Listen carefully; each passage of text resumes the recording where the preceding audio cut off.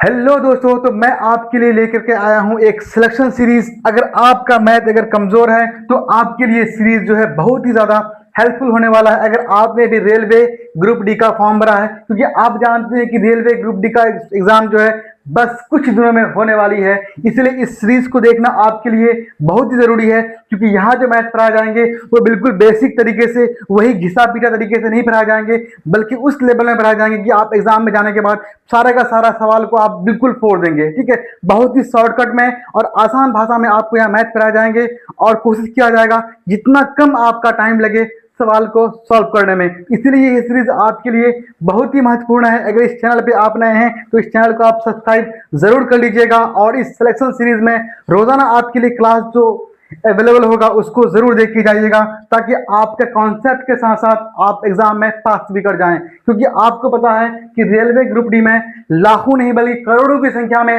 Student form fill करता है और उसमें से कुछ हजार ही सिलेक्शन कर ले पाते हैं। इसीलिए अगर आप वही अपने जो पुराने अंदाज को लेकर के एग्जाम हॉल में जाएंगे और मैथ को शुरू से लेकर के बेसिक तरीके से अगर सॉल्व करेंगे तो आप कभी भी उस सिलेक्शन तक नहीं पहुंच पाएंगे। इसलिए आपको कम से कम टाइम में कम से कम तरीके मतलब बहुत ही शॉर्ट में आपको उस मैथ को सॉल्व करना होगा। इसलिए इस सीरीज में आपको उसी तरीके से सॉल्व कराने के तरीके बताए जाएंगे, उस तरह से आपको मैथ को सॉल्व किया जाएगा जिससे कि आपका सिलेक्शन आसानी से हो जाए। तो चलिए आज का पहला सवाल हम लेकर के आते हैं। आज का पहला सवाल है, देखिए आज का सवाल आपका पहला सवाल दिया हुआ है कि 5 वर्ष पहले प्रिया की आयु और मीरा की आयु का अनुपात 3:2 है। तो हम मान लेते हैं कि प्रिया की आयु कितना है P, और जो है आपका मीरा की आयु आप M मान लेते हैं। दोनों का अनुपात P और M। क्या कह रहा है कि 5 साल पहले, मतलब अभी ये उसका वर्तमान है P और M, प्रिया की आयु P और आपका मीरा की आयु M, ये आपका वर्तमान प्रेजेंट में है। तो 5 साल पहले की बात कर रहा है, तो 5 साल पहले क्या होगा, माइनस में हो जाएगा 5 साल। तो उस वक्त उनके आयु का अनुपात दिया हुआ है 3:2 दिया हुआ है। फिर कह रहा है कि उनके वर्तमान आयु का अंतर 10 साल है। तो आप मुझे बताइए कि अगर जिन दो व्यक्तियों के आयु का अंतर अगर प्रेजेंट में 10 साल होगा, इसका मतलब पास्ट में या फ्यूचर में भी उसका 10 साल ही अंतर होगा। अगर आप अभी अपने भाई से या बहन से 10 वर्ष बड़े हैं तो 10 साल बाद भी आप 10 वर्ष बड़े ही होंगे, 20 साल बाद भी आप उनसे 10 वर्ष बड़े ही होंगे। तो कभी भी बोले अगर अभी का यानी कि वर्तमान में उसके आयु का अंतर जो होगा, बाद में भी उसके आयु का अंतर वही होने वाली है। तो कह रहा है कि क्या करें यहाँ पर, उसके वर्तमान आयु का अंतर 10 वर्ष है। तो इसका मतलब 5 साल पहले भी उसके आयु का अंतर कितना होगा, 10 होगा। लेकिन हम देख रहे हैं यहाँ पे 3 है, यहाँ पे 2 है, तो इसके बीच का अंतर कितना है, 1 है। मान लीजिए कि मीरा की आयु 2 वर्ष है और प्रिया की आयु 3 साल है, तो इन दोनों के अंतर कितना हो गया, 1 हो गया। और इसी 1 का मान दिया हुआ है 10 साल। समझे आप, प्रिया और मीरा के बीच का जो अंतर है वो 1 है, ठीक है। लेकिन कह रहा है कितना अंतर, कितने साल का है, 10 साल का है। तो उसी 1 का वैल्यू कितना हो जाएगा, 10 साल होगा। इसका मतलब कि जब 1 का मान 2 साल 10 साल तो 2 का मान 20 साल। ये यहां दिया हुआ 3, तो 3 का मान कितना हो जाएगा, 30 साल हो जाएगा। ये कब की बात कर रहा है, 5 साल पहले की बात कर रहा है। जब 5 साल पहले, तो हम प्रेजेंट में आएंगे तो क्या होगा, तो प्रिया की आयु 5 साल पहले कितनी थी, 30 साल। तो अभी कितना हो जाएगा, 5 साल बाद कितना होगा उसका प्रेजेंट में, सॉरी कितना हो जाएगा यहाँ पर, 35 साल हो जाएगा, ठीक है। जब आपका मीरा की आयु 5 साल पहले 20 साल थी, तो अभी कितना हो जाएगा, 25 साल। सवाल में आपसे कहा था कि मीरा की वर्तमान आयु कितना होगा, तो 25 साल हो जाएगा, जो ऑप्शन नंबर आपका ए में दिया हुआ है। समझ गए, आसान क्वेश्चन था, आसानी से आपको समझ में भी आ गया होगा। ठीक है, आगे बढ़े।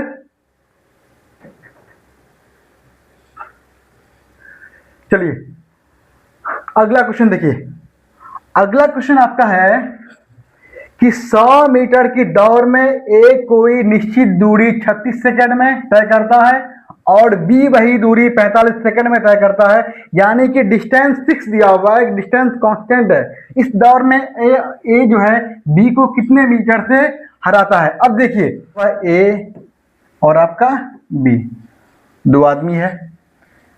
ए को टाइम लग रहा है कितना, देखिए यहां पर 36 सेकेंड, बी को लग रहा है कितना, कहां लग रहा है, कहां दिया हुआ है, 45 सेकेंड। कितना है, 45 सेकेंड। अब देख दोनों कट जाएगा 9 से, 9 चौक 36, 9 5 45, यानी कि दोनों का टाइम का जो रेशियो हो जाएगा वो 4:5 हो जाएगा। टाइम पता हो गया, यानी कि किसी एक निश्चित डिस्टेंस को कवर करने के लिए टी को जो है 4 मिनट लग रहा है, 4 सेकंड लग रहा है, 4 लग रहा है, तो बी को कितना लग रहा है, 5 लग रहा है। तो अब देखिए हमको निकालना है डिस्टेंस, दूरी से कितना दूरी से हराता है डिस्टेंस, तो डिस्टेंस हमेशा टाइम का क्या होता है, इनवर्स होता है। तो अगर पहले टाइम 4 था, ठीक है, ए का टी जो है ए 4 था, बी 5 था, तो अब डिस्टेंस क्या ऑपोजिट हो जाएगा, ये अब 5 हो जाएगा, ये अब कितना हो जाएगा, 4 हो जाएगा। यानी कि जो ए है वो 5 दूरी तय करेगा, बी आपका 4 दूरी तय करेगा। तो इसका मतलब अधिक कौन तय कर रहा है, ए कर रहा है, कम कौन कर रहा है, बी कर रहा है। तो इसी बी ए का वैल्यू जो है वो दिया हुआ है 100 मीटर होगा ना, क्योंकि एक निश्चित दूरी कितना है, 100 मीटर है, और ए जो है यहां से लेकर के यहां तक वो पहुंच जा रहा है, लेकिन बी जो है यहां से यहां तक पहुंच नहीं पा रहा है, बल्कि कहीं ना कहीं आके वो अटक जाता है। ठीक है, दिया हुआ ना 5 और 4, इसका मतलब अधिक बी कर रहा है, ए कर रहा है, और कम आपका बी कर रहा है। तो इसका मतलब जो ए होगा वो 100 मीटर दूरी तय कर रहा है, तो यानी 5 का मान 100, तो 1 का मान कितना हो जाएगा बताइए, 20 हो जाएगा। तो अब देखिए, तो 4 का मान कितना हो जाएगा, 80 हो जाएगा। अगर ए आपका 100 मीटर दूरी तय कर रहा है, तो बी आपका 80 तय कर रहा है, तो इसके बीच का गैप दिया हुआ है कितना, 20 मीटर। ये आपको निकालना था, जो ऑप्शन नंबर आपका बी में दिया हुआ है। ठीक है, चलिए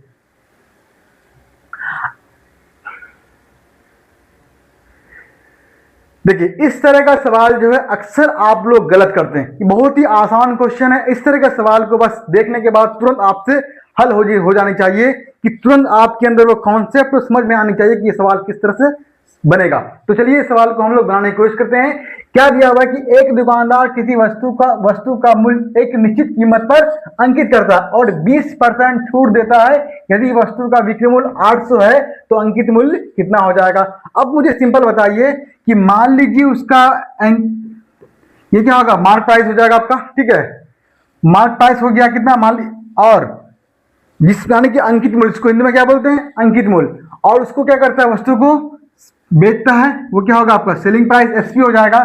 अगर वस्तु का जो कितना हो जाएगा, मान लीजिए जिसका मान दिया हुआ है अंकित करता है और 20% छूट देता है, तो वस्तु का बिक्री मूल्य कितना हो जाएगा। अब देखिए यहां पर मान लीजिए मार्क प्राइस आपका 100 मानते हैं, यानी किसी वस्तु का जो कीमत है वो 100 रुपया है, उस पे वो 20% का छूट दे रहा है। मतलब 20 या 100% मानना है तो 20% छूट दे रहा है, तो कितना हो जाएगा उसका बेचने का दाम कितना होगा, वो 80 रुपया हो जाएगा। होगा कि नहीं होगा। अगर 100 रुपया दाम है, 20 रुपया उस पर हम छूट दे रहे हैं, तो कितना में बेच रहा है वो, 80 रुपया में। लेकिन कह रहा है यदि वस्तु का विक्रय मूल्य 800 रुपया है, लेकिन हम यहां निकल के आया 80 रुपया, लेकिन दिया वस्तु का विक्रय मूल्य कितना, 800 रुपया। यानी कि इस 80 का वैल्यू जो है वो 800 है, तो कितना गुना हो गया, 10 गुना हो जाएगा।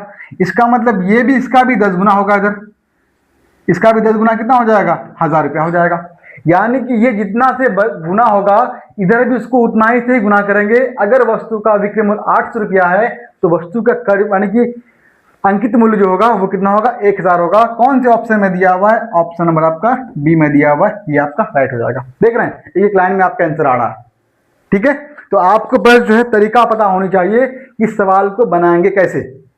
समझ गए, समझ गए आप। फिर से बताऊं, यानी कि एक दुकानदार मान लीजिए कोई किसी रुपये मतलब कुछ रुपए में कोई वस्तु खरीदता है, ठीक है, और खरीदने के बाद उसमें कुछ वो रेट फिक्स करता है कि जो रेट मान लीजिए कि आप मार्केट से कोई चीज खरीद के लेके आए 80 रुपये में, ठीक है, उस पर आपने 20 रुपये लगा के उसका आपने क्या कर दिया, 100 कर दिया। ठीक है, आपने 100 रुपये का उसमें स्टिकर लगा दिया।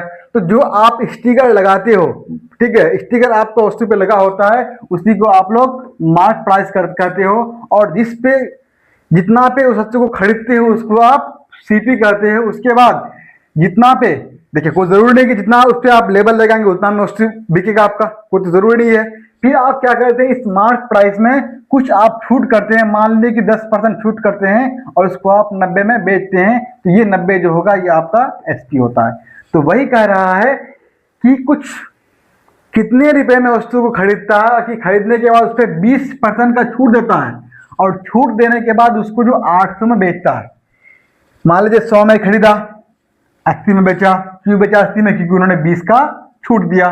तो 80 का वैल्यू दिया हुआ है कितना? 800। 800 किसका मूल्य दिया हुआ है? एसपी का ही मूल्य दिया हुआ है ना। एसपी आपका 80 आया है, लेकिन उसका वैल्यू कितना है? 800 है। 80 का मान 800, मतलब 80 गुना 10 800 हो जाएगा। तो एमपी कितना होगा? अंकित मूल्य कितना होगा? 100 है, तो 100 का भी 10 गुना करेंगे तो कितना हो जाएगा? 1000 हो जाएगा। ऑप्शन नंबर बी में दिया हुआ है। ठीक, चलिए अगला क्वेश्चन देखते हैं। देखिए, ये क्वेश्चन भी आपके लिए बहुत ही ज्यादा महत्वपूर्ण है, बहुत ही इंपॉर्टेंट है। अक्सर बच्चे इस तरह के सवाल में गलत करते हैं, लेकिन आपसे ये सवाल गलत नहीं होनी चाहिए। अब देखिए कैसे दिया हुआ है कि एक समबाहुभुज में विकर्णों की संख्या 9 दिया हुआ है। सबसे पहले अगर आपको समबाहुभुज में विकर्ण दिया हुआ है तो आप एक काम करो, भुजा निकाल लो। कैसे निकलेगा? विकर्ण निकालने का फॉर्मूला आपको पता है ना, क्या होता है? n into n minus 3/2। किसका? समबाहुभुज का विकर्ण निकालने का फॉर्मूला होता है n इंटू n माइनस 3/2, जिसका मान दिया हुआ है 9। विकर्ण का फॉर्मूला होता है ये, ठीक है। और आपका विकर्ण का मान दिया हुआ है। अब मुझे बताइए, चाहे तो उसको आप हल कीजिए, हल कीजिएगा तो आपको द्विघात समीकरण बन जाएगा, फिर आपको हल करने में और भी टाइम लगेगा। एक काम करते हैं, n का कोई एक मान पुट करके देखते हैं। अब देखिए n का मान हमें अगर कितना पुट करेंगे? 6 पुट करते हैं। देखिए यहाँ अगर 6 करेंगे, 6 गुना 6 में से 3 जाएगा, 3 हो जाएगा, 3 तो 2 क्या 6, 3 क्या कितना आपका हो जाएगा? 9 आ जाएगा। तो हम एक काम करते हैं, n का मान कितना पुट कर रहे हैं? 6 पुट कर रहे हैं। तो कितना होगा? 6 इंटू 6 से 3 जाएगा 3/2 बराबर 9। तो कितना हो जाएगा? 3 दूनी 6, 3 क्या 9 बराबर आपको 9 आ गया। इसका मतलब जो है n का मान कितना आ जाएगा? 6 आ जाएगा। समझ गए आप? तो n का मान कितना निकल के आपका आ गया? 6 निकल करके आ गया। और n का मतलब क्या होता है? आपका साइड होता है, जिसको आप हिंदी में भुजा कहते हैं। याद रखिएगा, भुजा पता हो गया, विकर्ण पता हो गया। अब देखिए, अब आपको कह रहा है कि अंतकोण, इंटीरियर एंगल और आपका जो है एक्सटीरियर एंगल का आपका क्या करना है? डिफरेंस निकालना है। अंतकोण और बाह्य कोण का आपको अंतर निकालना है। सबसे पहले आप जानते हैं कि एक्सटीरियर एंगल जो होता है, बाहरी कोण जिसको आप ई से इंडिकेट करते हैं, वो कितना होता है? 360 अपॉन नंबर ऑफ साइड होता है। पता है फॉर्मूला आपको? नहीं तो इसको आप याद कर लीजिएगा कि एक्सटीरियर एंगल का फॉर्मूला 360 अपॉन n होता है। n for number of sides, जिसको आप भुजाओं की संख्या कहते हैं। तो बताइए मेरे बच्चों कितना हो जाएगा? 360 अपॉन n का मान कितना दिया है बताइए हमको? 6 दिया हुआ है। तो कितना होगा? 6 6 36, कितना आ जाएगा? बराबर 60 डिग्री। यानी कि एक्सटीरियर एंगल 60 डिग्री। अब आप जानते हैं कि एक्सटीरियर एंगल और इंटीरियर एंगल, अंतकोण और बाह्य कोण दोनों का योग 180 होता है। कितना होता है बताइए? कि exterior angle plus interior angle दोनों का योग 180 होता है। अब आप मुझे बताइए, तो यहां से आप इंटीरियर का मान निकाल लेंगे आराम से। एक्सटीरियर कितना दिया हुआ है? 60 निकल के आ गया। तो इंटीरियर कितना होगा? 180, ई का मान 60 है, तो उस पार जाएगा तो कितना होगा? -60 हो जाएगा। तो इंटीरियर कितना हो जाएगा? 120 हो जाएगा। तो आपका जो है एक्सटीरियर का मान 60 आ गया, इंटीरियर का मान कितना आ गया? 120 आ गया। दोनों का अंतर बोला है तो कितना होगा? दोनों का अंतर मतलब इंटीरियर माइनस एक्सटीरियर, कितना होगा? 120 माइनस 60 बराबर 60। कौन सा ऑप्शन में दिया हुआ है? ऑप्शन नंबर बी में दिया हुआ है।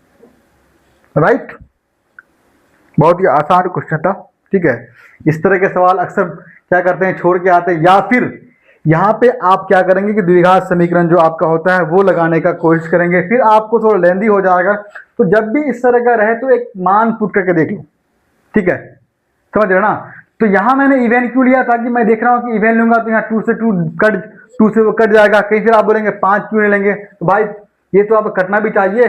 ठीक है, तो आप वो देख करके लेंगे कि ताकि आपको जो है, हाँ कट जाएगा लेकिन आपको फिर 9 आना चाहिए। कि n का मान क्या रखेंगे कि 9 आ जाए? समझ रहे ना? तो n का मान कोई वैल्यू रखेंगे तो वहां से n का मान निकल के आ जाएगा। n क्या है? नंबर ऑफ साइड्स है। ठीक है, यानी उस बहुभुज की में भुजाओं की संख्या है। और देखिए बहुभुज में जो होता है एक्सटीरियर एंगल यानी जिसको आप बाह्य कोण कहते हैं, उसको निकालने का तरीका होता है कि 360 बाई आप अगर भुजाओं की संख्या करेंगे तो आपका बाह्य कोण निकल करके आ जाएगा। ठीक है, अब यहाँ से मैंने इंटीरियर एंगल यानी कि अंत कोण जो है यहाँ से निकाल लिया। अगर आपको अंत कोण निकालना अगर हो तो मैं आपको फॉर्मूला बता दूं। ठीक है, इंटीरियर एंगल का फॉर्मूला होता है n-2 into 180 degree upon n होता है। क्या देखिएगा क्या होता है, n-2 into 180 upon n for number of, बताइए, साइड्स की कुल भुजाओं की संख्या। समझ गए आप? आगे बढ़े, आगे बढ़ते हैं।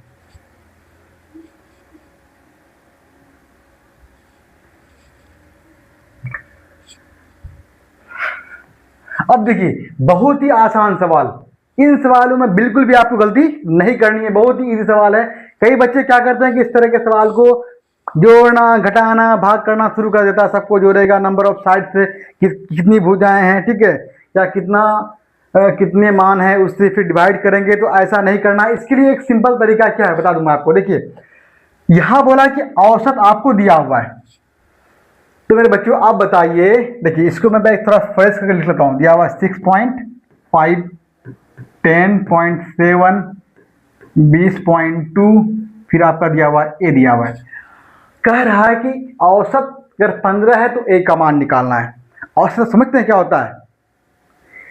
यानी औसत जो होता है वो एवरेज होता है कि सभी जितनी संख्या हैं सबको जोड़ेंगे, जितना टोटल संख्या है उससे आप डिवाइड करेंगे तो औसत निकल के आ जाएगा। ठीक है, औसत मतलब ये होता है कि एक क्लास में एक बच्चा 60 नंबर लेके आता है, समझिए आप, एक बच्चा 70 नंबर लेके आता है, ठीक है, फिर एक बच्चा 60 नंबर लेके आता है, कोई मान लीजिए 55 नंबर लेके आता है, कोई मान लीजिए आपका, ठीक है, 65 नंबर लेके आता है, इस तरह से नंबर लेके आता है।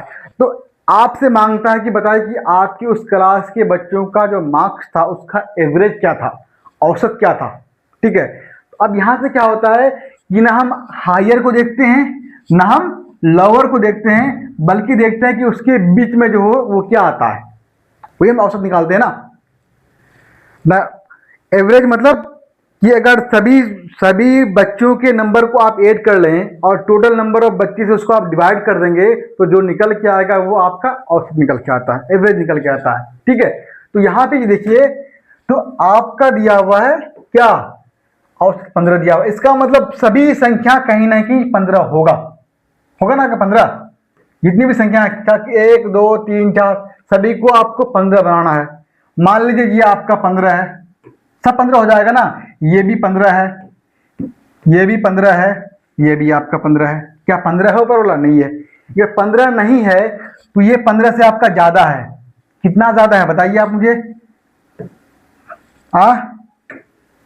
5.2 ज्यादा है, प्लस कर दिए। अब ये 15 से कम है, कितना कम है बताइए? 4.3 कम है। ये भी 15 से कम है, कितना कम है बताइए? 8.5 कम है। समझ गए? यानी कि मान लीजिए कि सभी संख्याएं आपका 15 है। ठीक, अब देखिए जब इन तीनों को आप हल करते हैं या फिर इन चारों को आप देखिए, ये कितना ऑलरेडी है 15 है। इन चारों को आप हल करते हैं, कैसे हल करेंगे बताइए आप मुझे? जो प्लस में प्लस कर देंगे, ठीक है, जो माइनस में उसको आप माइनस कर देंगे, जो निकल के आएगा वही आपका आंसर हो जाएगा। अब देखिए ये जो है कितना आपका 8 है, ये कितना है 4 है, माइनस माइनस जुड़ जाएगा, प्लस होगा 8 4 12, 5 3 8। यानी जब इन दोनों को आप जोड़ेंगे, माइनस माइनस प्लस होता है, 12 पॉइंट आपका 8 हो जाएगा। फिर ये माइनस में हो जाएगा, ये कितना है 5.2 है। अब इन दोनों को प्लस माइनस कितना होगा? माइनस हो जाएगा। तो इसका मतलब कितना होगा? 8 से 2 गया 6 हो जाएगा, उसके बाद 12 से 5 गया 7, ये कितना होगा? माइनस में आ जाएगा। अब आप मुझे बताइए कि देखिए ये ए का मान आपका इतना है, माइनस का मतलब इतना कम है, यानी कि एवरेज में जो है ए का जो आप एवरेज निकाल रहे हो, ठीक है, तो वो जो है टोटल में से वो इतना कम है। तो आप क्या करेंगे? 15 में आप 7.6 को जोड़ेंगे, 15 7 कितना हो जाएगा?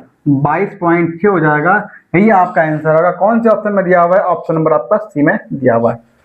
अगर आपका प्लस में आएगा उस संख्या से घटा देंगे। अगर आपका ये माइनस में आएगा तो उस संख्या में उसको आप ऐड कर देंगे। याद रहेगा क्या कि अगर माइनस में आएगा तो ऐड कर देंगे इधर इस संख्या में, ठीक है। यानी कि इतना कम है उतना उसमें जोड़ेंगे आप। अगर आपका प्लस में होगा इसका मतलब उतना अधिक है, अधिक होगा तो उस संख्या से उसको आप घटा देंगे। समझ गए? चलिए अगला क्वेश्चन देखते हैं। अब देखिए ये भी सवाल बहुत ही आसान है, जितना ही आसान कहा जाए। अक्सर क्या करते हैं बच्चे इस सवालों को एग्जाम हॉल में जाने के बाद साइन से कोस टेन देखते हैं तो इन सवालों को छोड़ देते हैं। आपको बिल्कुल भी नहीं छोड़ना है, बस आपको एक चीज पता होनी चाहिए, यहाँ सेक है, यहाँ पे कोसेक है, और निकालना टेन और कोटेक कोट के फॉर्म में निकालना है। तो सेक स्क्वायर ए माइनस टेन स्क्वायर ए बराबर 1। फिर होता आपका एक कोसेक स्क्वायर ए माइनस कोट स्क्वायर ए बराबर 1। ये दो आपका कॉन्सेप्ट है, इसको आप याद रखेंगे या चाहे तो पहले से आपको पता होगा, अगर पता नहीं है तो इसको अपने कॉपी में नोट कर लेंगे, ठीक है। अब देखिए आपका दिया हुआ है सेक स्क्वायर ए प्लस कोसेक स्क्वायर दिया हुआ क्या है, सेक स्क्वायर ए प्लस कोसेक स्क्वायर ए बराबर आपका 13 दिया हुआ है। अब आप मुझे बताइए कि सेक स्क्वायर ए की जगह कितना होगा, जब टेन स्क्वायर ए को उस पार लेके जाएंगे तो कितना हो जाएगा, देखिए 1 प्लस टेन स्क्वायर होगा ना, इस पार माइनस में उस पार में जाने पर प्लस में हो जाएगा। तो क्या सेक स्क्वायर की जगह आप 1 प्लस टेन स्क्वायर कर सकते हैं? बिल्कुल कर सकते हैं। 1 प्लस टेन स्क्वायर ए प्लस, तो फिर कोसेक स्क्वायर की जगह कितना हो जाएगा, जब कोट स्क्वायर को उस पार लेके जाएंगे तो 1 प्लस कोट स्क्वायर हो जाएगा। कितना होगा 1 प्लस कोट स्क्वायर ए बराबर आपका 13 दिया हुआ है। निकालना है टेन कॉट, देखिए यहाँ पर टेन स्क्वायर ए प्लस कोट स्क्वायर ए बराबर 13। अब देखिए ये भी 1 प्लस में, ये भी 1 प्लस में, एक और एक दो, दो को बराबर को उस पार लेके जाएंगे -2 बराबर कितना हो जाएगा, 13 में से 2 गया 11, यानी टेन स्क्वायर ए प्लस कोट स्क्वायर ए का मान 11 हो जाएगा, जो ऑप्शन नंबर आपका ए में दिया हुआ है। समझ गए? कितना आसान क्वेश्चन है। देखिए आपको जो इस तरह के सवाल को जो है ना, कुछ कुछ चीजें जो आपको बेसिक चीजें हैं वो आपको पहले पता होनी चाहिए। देखिए अभी से अभी आप करेंगे बेसिक से पढ़ेंगे एक चीज को तो एग्जाम पास करना इतना आसान नहीं है। आप खुद जानते हैं कि जो रेलवे है खास करके जो सेंट्रल लेवल की वैकेंसी है, इसमें जो है कुछ जितने कुछ हज़ार सीट आते हैं लेकिन स्टूडेंट कितने होते हैं, करोड़ों में होते हैं, खास करके ग्रुप डी में। तो आप करोड़ों बच्चों से आपको लाखों में नहीं हज़ारों में आना है, कुछ हज़ारों में आना है। तो आपको लगता है कि आप किसी क्वेश्चन को आप बहुत लेंदी टाइप से बनाएंगे, बहुत ही बेसिक टाइप से बनाएंगे, वही घिसी पिटे तरीकों से बनाएंगे तो कभी आपका सिलेक्शन हो पाएगा, कभी सिलेक्शन नहीं हो पाएगा, क्योंकि उस तरह से बनाने के लिए ढेरों बच्चे हैं, ठीक है। तो कहीं ना कहीं आपको जो एग्जाम हॉल में जाने के बाद कम टाइम में उन सवालों को बनाना पड़ेगा, कम से कम टाइम आपको उन सवालों में देना पड़ेगा, तभी जाकर के आप उन सवालों को हल कर सकते हैं, ठीक है। और जितना टाइम आप बचाएंगे तो जो सवाल आपसे नहीं बनते उस सवालों को वहाँ पे आप उस टाइम को वहाँ पे आप दे सकते हैं। लेकिन जब आप जो आसान सवाल हैं, जिन सवालों को बच्चे देखने के बाद ही अपने मन में हल कर लेंगे और उन सवालों पे आप अगर टाइम कंज्यूम कराएंगे तो कभी भी आपका सिलेक्शन नहीं हो पाएगा और आप सिलेक्शन से बहुत ही ज़्यादा दूर हो जाएंगे। ध्यान रहे, ठीक है, कि कम से कम टाइम आपको इन आसान सवालों पे लगाना है। और जहाँ जहाँ मैं आपको बोलूँ कुछ कुछ चीज़ें बता रहा हूँ उसको आप नोट कर लीजिएगा, एक दो बार उसको प्रैक्टिस कर लीजिएगा, उससे रिलेटेड कुछ सवाल आप कर लीजिएगा ताकि एग्जाम हॉल में जाने के बाद आप उन सवालों को आसानी से कर सकें, ठीक है। चलिए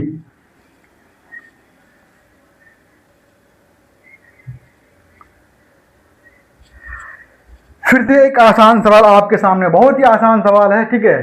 देखिए पढ़ने में, क्वेश्चन को देखने में आपको बहुत ही बड़ा लगेगा कि किस तरह से सवाल को हल करेंगे, लेकिन बहुत ही छोटा सवाल है, एक दो लाइन का सवाल है। अब कैसे देखिए, यदि इतना रुपए को 2239 को 269 बच्चों में इस प्रकार विभाजित किया जाता है कि प्रत्येक लड़की और प्रत्येक लड़का, लड़की है और लड़के को क्रमशः 7 रुपए और 9 रुपए, यानी लड़की को वो कितना दे रहा है, लड़की को जो है वो कितना दे रहा है, 7 दे रहा है, लड़की को, लड़की के लिए वो 7 है और लड़के के लिए कितना है, 9 है। समझ गए कि प्रत्येक लड़की को 7 रुपया दे रहा है और प्रत्येक लड़की को 7 रुपये और लड़के को 9 रुपये दे रहा है, और कुल बच्चे उसके बाद 269 है, और टोटल वो खर्च कितना कर रहा है, 2239 रुपया कर रहा है। तो कह रहा है कि क्लास में लड़कों की संख्या कितनी हो जाएगी। जब भी इस तरह का सवाल आए, कभी होता है कि आप पढ़े ना, सिर वाले सवाल पूछते हैं, पैर वाले सवाल आते हैं एग्जाम में, इतना पैर इतना सिर, तो जब भी आपको जो सवाल में आए, ठीक है, यहाँ पे लड़कों की संख्या मांग रहा है, तो जो आए तो उसको क्या करेंगे, उसका उल्टा करेंगे। मतलब यहाँ पे लड़का मांग रहा है तो आप जो दिया होगा उसको आप लड़की मान लेंगे, अगर यहाँ पे लड़की दिया होता उसको आप लड़के मान लेते। मांगा क्या है, लड़कों की संख्या, क्योंकि 269 बच्चे हैं, इसको पूरा को आप क्या मान लेते हैं, लड़की, और एक लड़की को वो कितना दे रहा है, 7 रुपये दे रहा है। समझे, याद रहेगा कि जब भी इस तरह का सवाल आएगा, ठीक है, हो सकता है कि इसमें सिर वाले सवाल आते हैं, पैर वाले सवाल आते हैं, ठीक है, तो जो आपसे मांगा जाएगा उसके ऑपोजिट में जो होगा वो पूरा को आप वही मान लेंगे। याद रहेगा आपको। तो यहाँ पे लड़का मांगा है तो आप पूरा को क्या मान लेंगे, लड़की मान लेंगे। 269 बच्चे मान लीजिए सब के सब लड़कियां हैं, और प्रत्येक लड़की को कितना मिल रहा है, 7 रुपया मिल रहा है। इसको आप गुना कीजिए, 9 7 63, कितना रहा हाथ में, 6 रहा, 7 6 42 और 6 48, हाथ में कितना रहा, 4, 7 दूनी 14 और 4 7 दूनी 14 और 4 18, कितना हो गया, 18। लेकिन क्या कह रहा है कि वो 2239 रुपये को बांट रहा है, और खर्च, अब देखिए जब मैंने सबको लड़की माना तो कितना खर्च हुआ, 1883 खर्च हुआ। यानी कहीं ना कहीं 2239 खर्च करना था और खर्च कितना हुआ, 1883 खर्च हुआ। तो बचा कितना, 9 से 3 गया 5, या 3 से 8 जाएगा, नहीं 13 से 8 गया, कितना हो जाएगा, गलत कर दिया ना, देखिए यहाँ पर 9 से 3 जाएगा 6, 13 से 8 जाएगा 5, यहाँ कितना बचा आपका 1, 11 से 8 गया, कितना हो जाएगा 3, यानी कि उसके पास 356 रुपये बच गए। अगर वो सभी बच्चों को लड़की मान लेता है तो उसके पास 356 रुपये बच जाता है। लेकिन निकालना किसको, लड़के को निकालना है, बच कितना रहा, 356। अब देखिए कि लड़की, बॉयज और गर्ल, इनके बीच का जो डिफरेंस कितना है, अगर बॉयज को 9 दे रहा है तो गर्ल्स को वो कितना दे रहा है, 7 दे रहा है, दोनों के बीच का डिफरेंस कितना है, 2 है। तो ये 356 जो होगा, ठीक है, आपको निकालना क्या है, लड़के निकालना है। तो अब देखिए बॉयज और गर्ल्स के बीच डिफरेंस कितना रुपए का है, 2 रुपए का है, और आपके पास कितना रुपए बच रहा है, 356 बच रहा है। इसको आप उससे डिवाइड कर देंगे, कितना होगा, 3 दूनी, अरे यार भागला कितना होगा, 16 दूनी 17 दूनी 34, क्योंकि 1 बचेगा, 18 8 दूनी 16, तो कितना हो जाएगा। तो बॉयज की संख्या 178, जो ऑप्शन नंबर आपका सी में दिया हुआ है। समझ गए आप, बहुत ही आसान क्वेश्चन है। देखिए इन दोनों के बीच जितने का डिफरेंस होगा उतना ही से इसको आप डिवाइड कर देंगे। समझ गए। अब बोलेगा कि उसके तो ये लड़कों का आ गया तो उससे हम डिवाइड क्यों किए, क्योंकि लड़कियां मान लीजिए, मैंने तो सभी को सभी लड़कियां मान लिया सबको, तब भी आपके पास 358 पे बच रहा है। तो जो 356 बच रहा है इसको हम लड़कों को डिवाइड करेंगे ना, यानी कि वो जो होगा वो सभी लड़कों में डिवाइड होगा।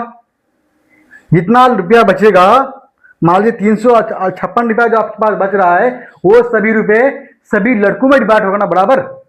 जितने भी लड़कियां होगा, हमको लड़के नहीं पता कितने हैं, लेकिन मेरे पास 356 रुपये बच रहे हैं लड़कियों को देने के बाद, तो वो जो बचेंगे वो सभी बॉयज में जो है इक्वल डिवाइड होगा। तो सभी बॉयज को कितना मिलेगा, अधिक 2 रुपया मिल रहा है ना, कितना मिल रहा है 2, क्योंकि लड़की को 7 मिल रहा है और लड़के को 9 मिल रहा है, तो अंतर कितने का हो रहा है, 2 हो रहा है, यानी प्रत्येक को आपको 2 रुपया मिल रहा है। तो 356 रुपया है और प्रत्येक को 2 रुपया मिलता है, इसका मतलब कुल कितने बच्चे हो जाएंगे, डिवाइड करने पर 178 हो जाएंगे, तो बॉयज 178 हो जाएंगे। अब अगर यहाँ से आपको गर्ल्स निकालना हो तो 269 से 178 को आप माइनस कर देंगे, तो जो निकल के आ जाएगा वो आपका गर्ल्स निकल के आ जाएगा। राइट, चलिए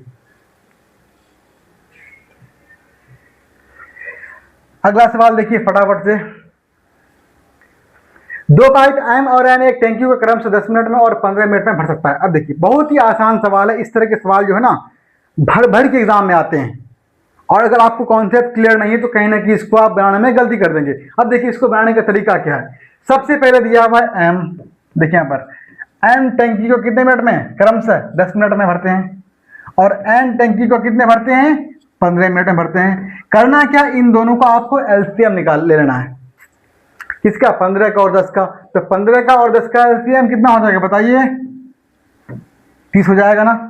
यानी कि दोनों का एलसीएम कितना होगा, 30 होगा। अब करना क्या है, 30 को 10 से डिवाइड करना, 10 से कितना हो जाएगा 30। तो यहाँ पे तो एम की, देखिए यहां से हमको निकालना है एम की इफिशियंसी, ठीक है, तो यानी कि एम की क्षमता। तो टोटल मान लीजिए ये जो आपको निकल के आ गया, ये पूरा का पूरा टैंक का क्षमता निकल के आ गया कि टैंक जो है, टैंक की क्षमता कितना आपका है, इतना है, 30 है। तो अब यहां से एम की हमको इफिशियंसी निकालना है, ठीक है।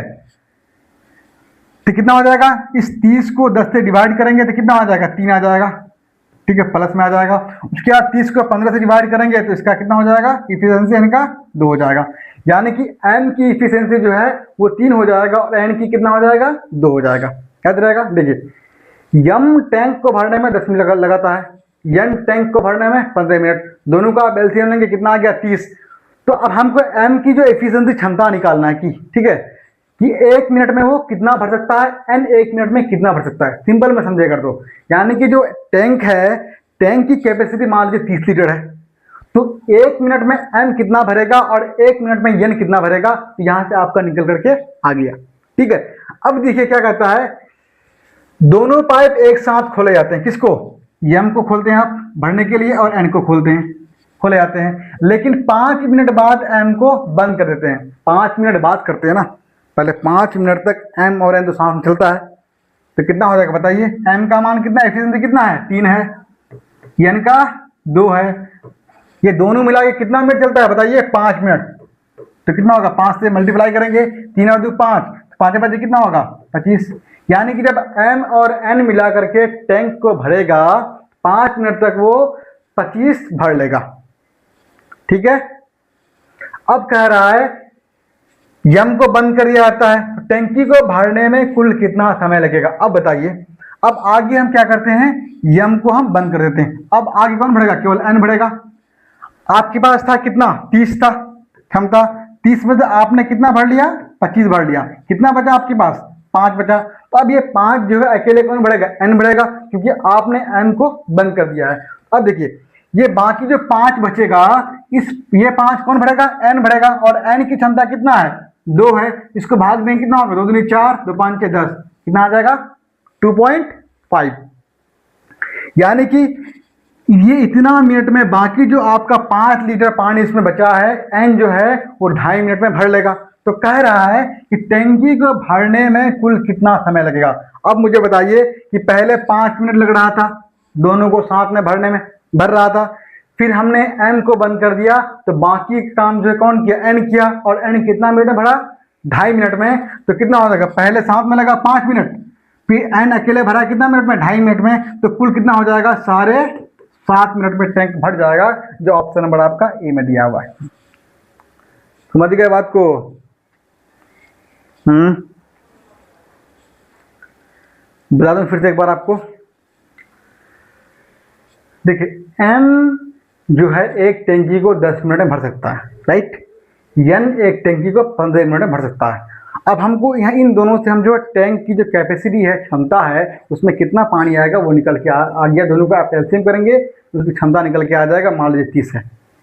अब बताइए तो एम जो है 1 मिनट में कितना भर पाएगा। अब देखिए यहाँ पर 10 मिनट में वो कितना भर रहा है, 30 भर रहा है मान लीजिए, ठीक है, तो 1 मिनट में कितना भरेगा, वो 3 भरेगा। एन जो है 15 मिनट में 30 भर रहा है, तो 1 मिनट में कितना भरेगा, वो 2 भरेगा। तो एम और एन की दोनों की एफिशिएंसी निकल के आ गया, 3 और 2 निकल के आ गया। फिर कह रहा है कि दोनों एक साथ 5 मिनट तक भरते हैं, तब एम को बंद करते हैं। तो 5 मिनट का मतलब क्या, 1 मिनट में 3 भरता है, 1 मिनट में 2 भरेगा, तो दोनों मिला के कितना होगा, 1 मिनट में 5 भरेगा, और 5 मिनट तक चलता है, तो 1 मिनट में 5, तो 5 मिनट में कितना हो जाएगा, 25 हो जाएगा। तो क्षमता 30 था, 25 हमने भर लिया, बचा कितना, 5। उस 5 को कौन भरेगा, एन भरेगा। तो एन भरने के लिए तो एन की एफिशिएंसी कितना है, 2 है, 5 जो है 5 लीटर बचा हुआ है, 2 की एफिशिएंसी भर रहा है, तो कितना मिनट लगेगा, 2.5 मिनट लगेगा ना आपका। 1 मिनट में वो 2 लीटर भरता है, तो 5 लीटर भरने में कितना लगेगा, 2.5 मिनट लगेगा। तो कह रहा है कि कुल समय कितना लगा, पहले हमको लग रहा था 5 मिनट, बाद में लगा 2 मिनट, कुल मिला के सारे 7 मिनट। ठीक है, चलिए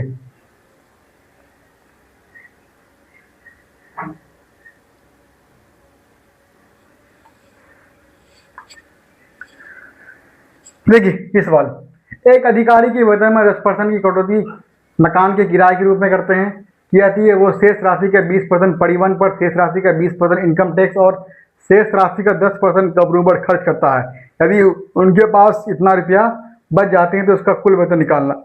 अब देखिए निकालना क्या, कुल वेतन, कुल वेतन मान लीजिए हमको पता नहीं है, उसको आप एक्स मान लेते हैं। ठीक है, उसमें से वो 10% की कटौती करता है मकान के किराए पर।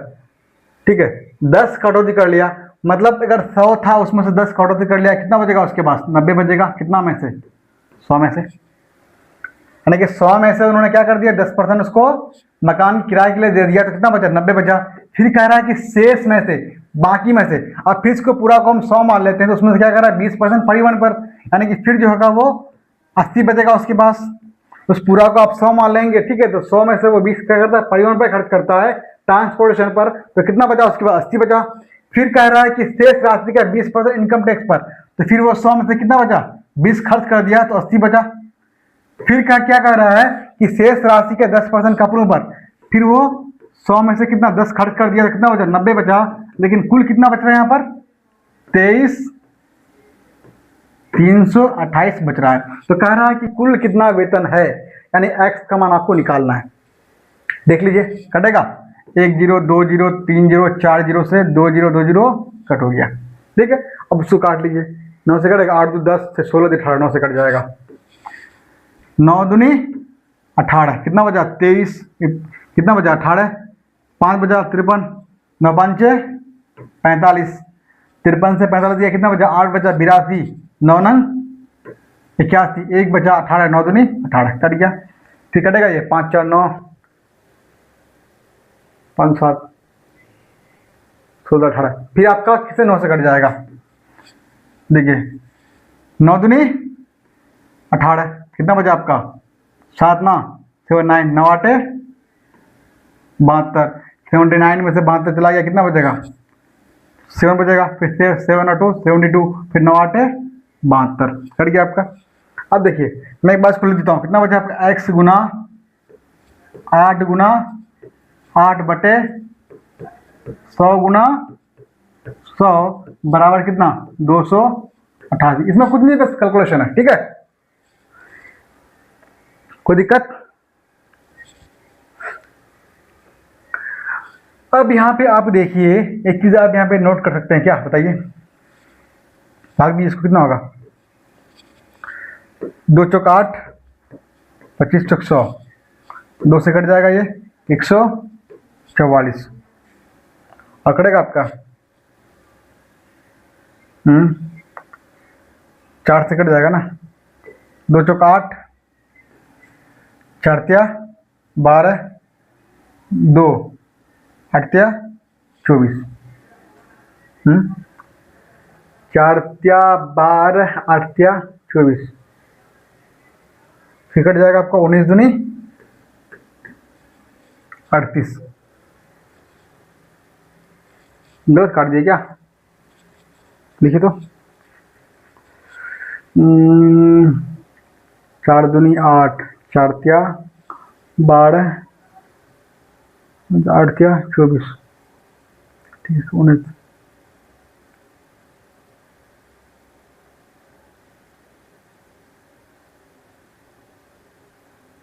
कुछ तो गलत किए, अब क्या गलत किए?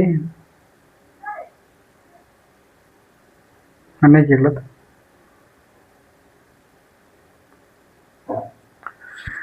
देख लेते हैं कितना बचा। x बराबर एकदम 19 बचा, या नीचे में कितना बचा? 25 गुना 100, 25 गुना 100 गुना कीजिए, 25 ना 225, कितना होगा? 5, कितना बचा आपका? 22, 25 से कम 25 से 22,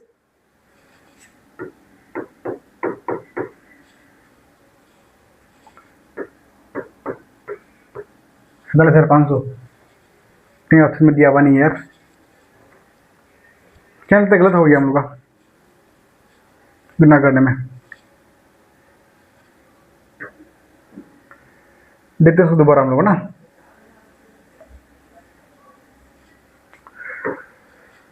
देखिए यहाँ पे कितना बचा आपका, देखिए x गुना 8 गुना 8 बटे 100 गुना 100 बराबर 288 हो गया। अब कटेगा ना, 2 चौक 4 दूनी 8, 25 चौक 100, ये कट जाएगा। फिर ये 144 कितना होगा, 8 कम कटेगा, 8 कम 8, 8 8 सॉरी 64 कट जाएगा, है ना। अब देखिए बंद हो गया, x बराबर 18 इंटू 25 इंटू 100 गुना कीजिए, कितना होगा 18 पंजे 90, कितना 9 बचा आपका, 18 दूनी 36 और 9 45, 2 जीरो कितना हो जाएगा 45 हो जाएगा। नहीं x का वैल्यू जो है वो कितना हो जाएगा 45,000 हो जाएगा। कोई दिक्कत, ये आपको समझ में आ गया ना कि यहाँ पे कैसे हो गया। यानी कह रहा है कि मान लीजिए कि एक अधिकारी का वेतन जो है मान लीजिए वो x रुपया है, वो क्या कर रहा है कि 10% जो है वो कटौती करता है मकान के किराए पर। यानी 100 में से मान लीजिए 10 चला गया, कितना बचा 90 बचा, 100 में 10 चला गया, कितना बचा 90 बचा। फिर टोटल में से क्या कर रहा है कि वो 20 किस पे दे रहा है, परिवहन पे दे रहा है। फिर मान लीजिए 100 में से 20 दे रहा है तो 80 बड़े कितना होगा 100 होगा। फिर मान लीजिए 20% वो इनकम टैक्स पे दे रहा है, 100 में से 20 दे रहा है तो कितना बचेगा 80 बचेगा। फिर 10% वो कपड़ों पे खर्च कर रहा है तो 100 में से 10 खर्च कर दिया, कितना बचा 90 बचा, 90 बाई 100 होगा बराबर। और बोल रहा है कुल उसके पास कितना बचा 23,328 रुपया बचा। तो कह रहा है कुल वेतन कितना होगा। यहाँ से इसको हल करेंगे तो कट कुट करने के बाद जो है एक्स का मान 45,000 आ रहा है, यानी उसका वेतन जो है कितना था 45,000 था, जो ऑप्शन नंबर ए में आपका दिया हुआ है। चलिए अगला क्वेश्चन देखते हैं। क्या दिया कि एक दुकानदार अंकित मूल्य पर 20% की छूट देने के बाद 10% का लाभ अर्जित करता है। 800 रुपये अंकित मूल्य वाली वस्तु का कड़ी मूल्य याद कीजिए। ये जो है बहुत ही आसान क्वेश्चन है। जितना इस क्वेश्चन को आसान कहा जाए, अक्सर इस क्वेश्चन में गलती करने के चांसेस होते हैं, लेकिन आपको गलती बिल्कुल नहीं करनी। सवाल क्या है, इस सवाल के आधार पर एक फॉर्मूला क्या होता है याद रखिएगा, CP अपॉन MP बराबर 100 माइनस डिस्काउंट बटे 100 प्लस माइनस प्रॉफिट और लॉस होता है। ये एक फॉर्मूला होता है, इसको आपको याद रखना है। जब भी आपको इस तरह के सवाल आए कि डिस्काउंट देने के बाद यानी छूट देने के बाद वस्तु पे उसको लाभ हो रहा है या वस्तु पे उसको प्रॉफिट हो रहा है, तब इस पे आप इस तरह की आप फॉर्मूला का इस्तेमाल करेंगे कि CP और MP यानी कड़ी मूल्य और अंकित मूल्य में एक क्या होता है, दोनों में एक कनेक्शन है, ठीक है। तो इसका ऐसा क्या दिया हुआ कि 100 माइनस डिस्काउंट बटे 100 प्लस माइनस प्रॉफिट और लॉस, मतलब अगर लाभ होगा तो प्लस करेंगे, अगर हानि होगा तो माइनस करेंगे। अब देखिए यहाँ पर CP MP का मान दिया हुआ कितना, देखो 880 अंकित क्या हुआ है तो MP का मान कितना होगा 880 होगा बराबर 100 डिस्काउंट कितने का दे रहा है वो मूल्य पर, अंकित मूल्य पर 20% का छूट दे रहा है तो कितना होगा 100 माइनस 20, फिर 100 छूट देने के बाद 10% का लाभ हो रहा है, प्रॉफिट होगा तो प्लस 100 प्लस 10, अगर लॉस होता तो क्या करते 100 माइनस 10 करते। फिर होगा क्या CP अपॉन 880 बराबर 100 से 20 जाएगा 80, नीचे में 100 प्लस 10 110, 0 से 0 कैंसिल, 11 8 88। अब देखिए यहाँ पर CP जो होगा वो क्या होगा, क्रॉस मल्टीप्लाई होगा ना, CP का मान 80 को 8 से गुना करेंगे, 8 8 64, 640 हो जाएगा, यानी कॉस्ट प्राइस जो है 640 होगा, जो ऑप्शन नंबर आपका सी में दिया हुआ है।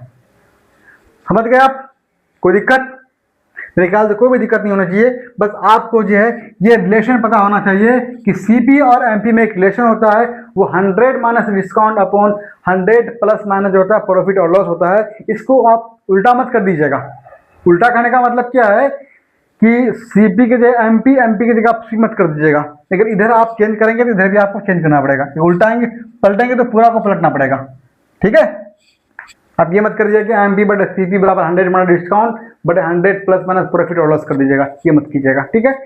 तो ये बहुत ही आसान क्वेश्चन है। इस तरह के सवाल को आप इसी तरह से बनाइएगा। बेसिस से बनाने जाइएगा तो बहुत लेंदी, बहुत टाइम लग जाएगा और बहुत ज़्यादा आपका टाइम कंज्यूम होगा। और आपको पता है कि रेलवे के लिए एक क्वेश्चन के लिए आपको 1 मिनट से भी कम समय दिया जाता है ना आपको। इसीलिए आपको जितना जल्दी हो सके उतना जल्दी मैथ को सवाल को आप सॉल्व करना है आसान तरीके से सॉल्व करना है ताकि आपका सिलेक्शन हो जाए। तो फिलहाल इस वीडियो में इतना ही। अगर इस वीडियो ये वीडियो अगर आपको अच्छा लगे, ठीक है, तो इस चैनल को आप सब्सक्राइब जरूर कर दीजिएगा, वीडियो को भी आप लाइक कर लीजिएगा, ठीक है, और अपने दोस्त यारों को भी जरूर शेयर कीजिएगा। और आप चाहते हैं कि इस तरह के वीडियोस के लिए डेली अपलोड होंगे इस चैनल पर होना चाहिए, तो उसके लिए आप चैनल पे जरूर जाइएगा, ठीक है। तब तक के लिए इजाज़त दीजिए हमको। आप सभी को बहुत बहुत धन्यवाद।